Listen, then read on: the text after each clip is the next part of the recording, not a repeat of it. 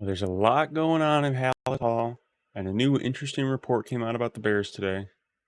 And I also want to discuss if the Jets season is done and if this will be it for Aaron Rodgers. Let's talk about these things.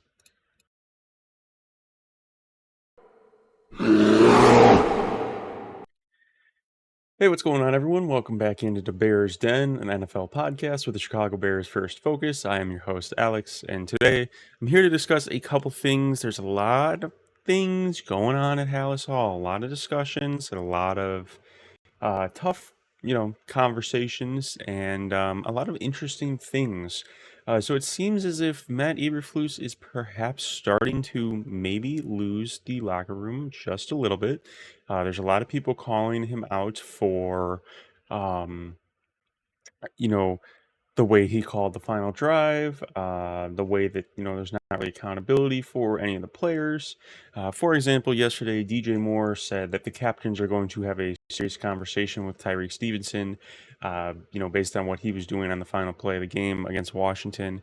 And, he said that, they need to be accountable, and the captains are going to go ahead and talk to him about that. And then the front office and the coaching staff, they'll do whatever they're going to do.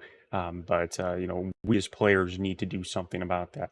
So that's problem number one, right? We're going into week 9, and we have the players feeling as if they need to hold each other accountable, which, there should always be that to a certain extent, right? But they feel like they need to have a serious sit-down talk with him.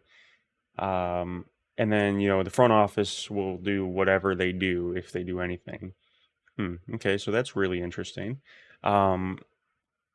Yesterday, Cole Kmet was talking in the media, and he said that this past week, people were kind of laying off in practice, not taking it super seriously.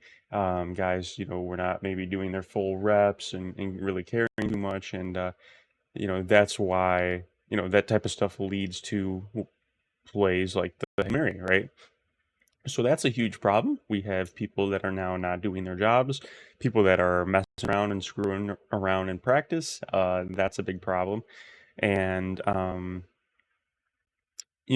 as I was watching some of the tape back, I watched the final play of the game. And on the second to last play, the out route to Terry McLaurin that was given to them free, Matt Eberflus is on the sideline trying to get Jalen Johnson's attention to come down and cover the out route.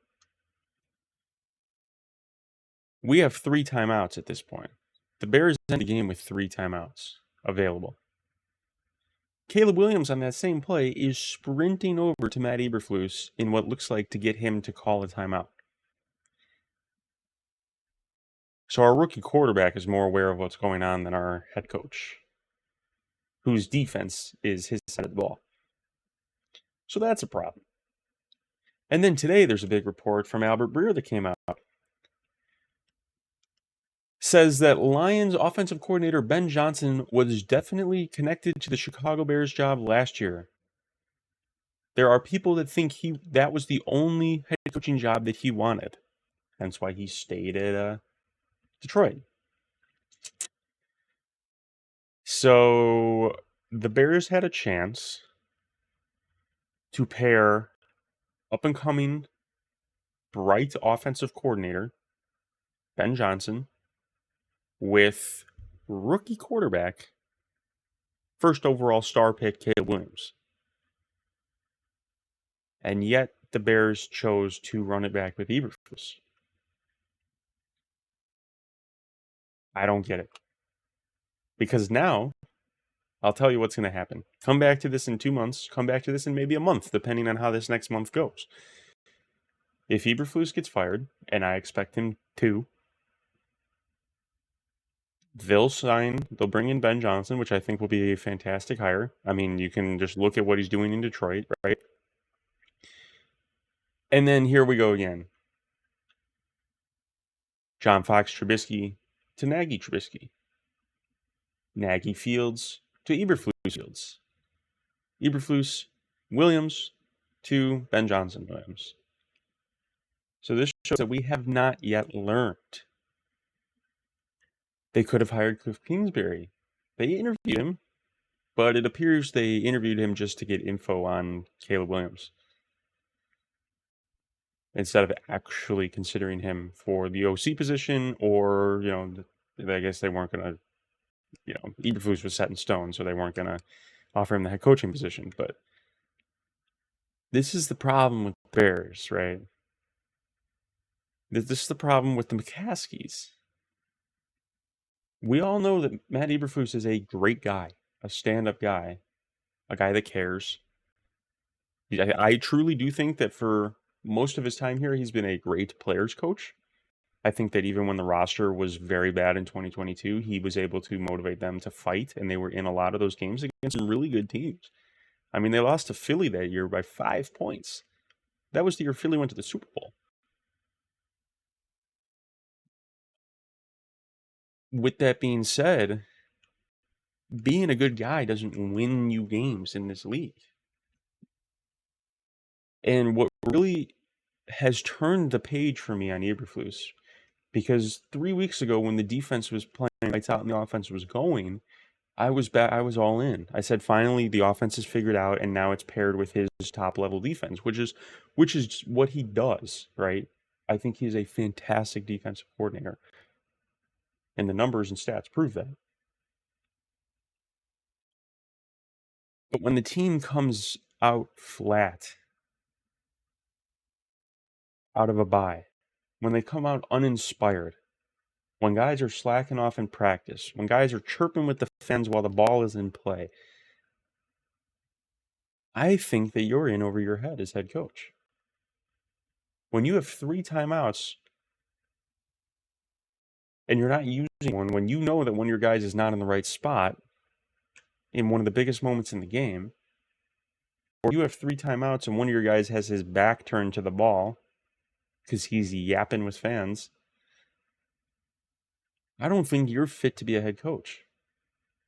And for him to come on to the post-game press conference and say that the out route didn't matter, it's all about the Hail Mary, is extremely eye-opening.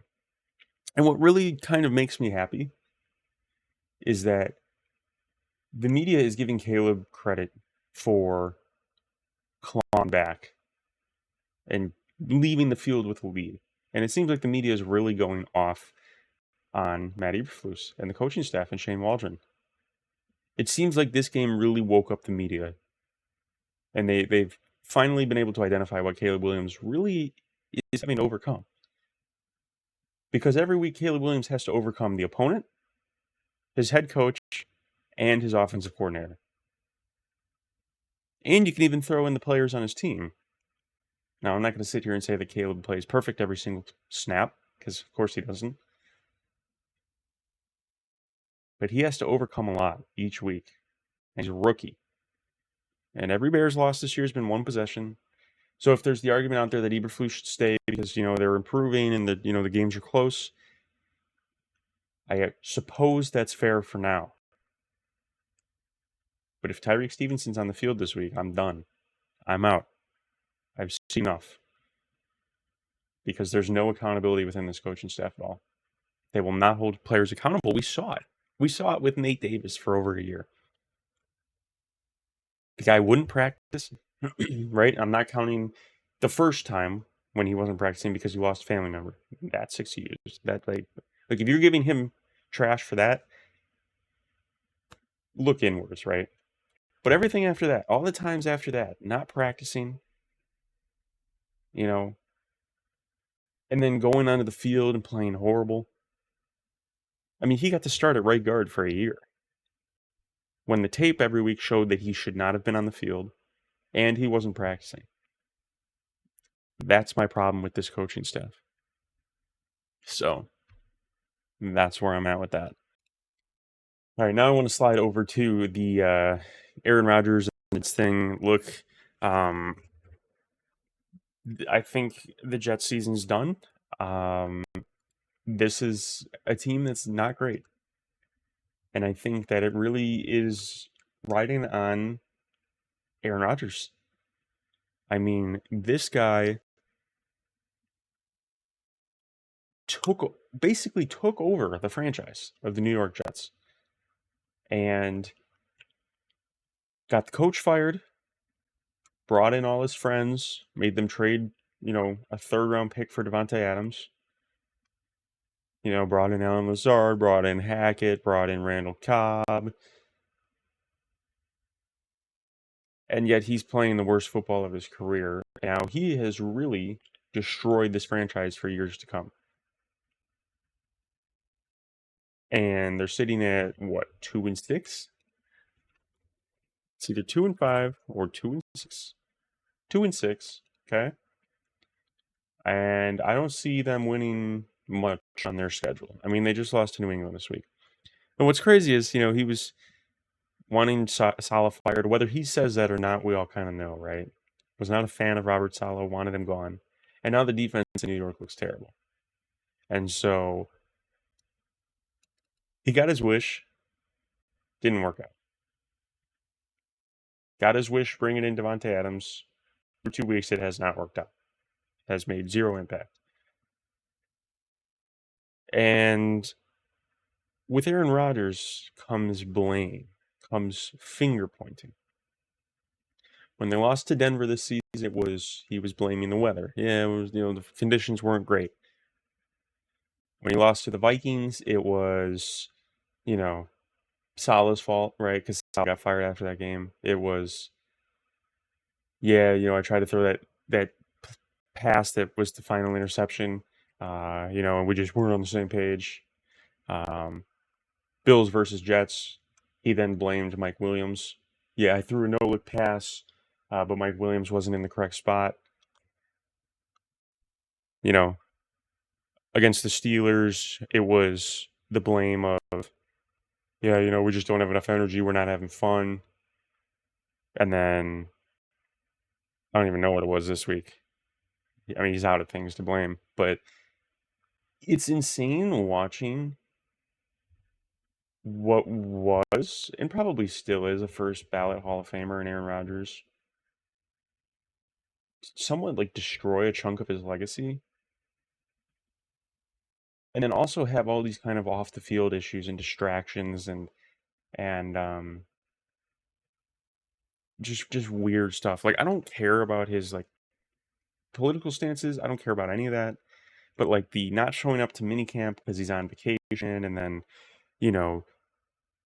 just all this other off the field stuff, and then blaming teammates and not taking any responsibility when he's playing the worst football of his career is just really, really insane. And if I was a Jets fan, I would be sick. I would be sick because you have all this hope. This guy's coming in, right? He's going to be the savior, and then he just calls all the shots, but all the shots that he calls are wrong. And he's the one that's destroying the franchise, but he's putting the blame on everyone else. So they're done. I do not see them making playoffs. They're sitting at 2-6. Their season's over. And personally, I would expect him to probably retire after this year. Unless he, I guess there's a world where he could try and force his way out to go to somewhere else. But at this rate, after this season, I don't know who would want him. Right? Perhaps a team that's drafting a quarterback next year would want to sit that quarterback behind him for a bit. So maybe a New York Giants or Carolina Panthers or someone like that. But I think we're watching the final games of Aaron Rodgers, and it's I'd be sick if I was a Jets fan. So that's it for today's video. I appreciate you guys listening as always. If you're new here, hit the subscribe button, give this video a thumbs up, hit up in the comments. I see you guys' comments, and I love responding to you guys. And we will see you in tomorrow's video. As always, bear down and have a good one. Peace.